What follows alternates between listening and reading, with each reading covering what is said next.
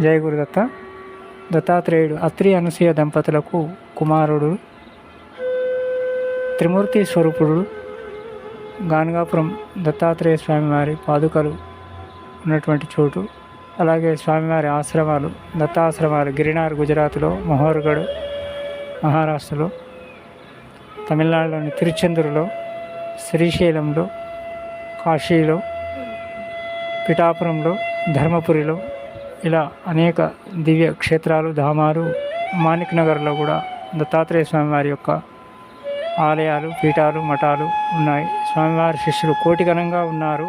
అలా ఎంతోమంది భక్తులకు ఆరాధ్య దైవమై పురాణాల నుంచి కూడా భక్తుల కోరికలు తీరుస్తున్నటువంటి గొప్ప సాధువు, సత్పురుషుడు దత్తాత్రేయుడు. ఓం గురుదత్త, జయ గురుదత్త, శ్రీ గురుదత్త.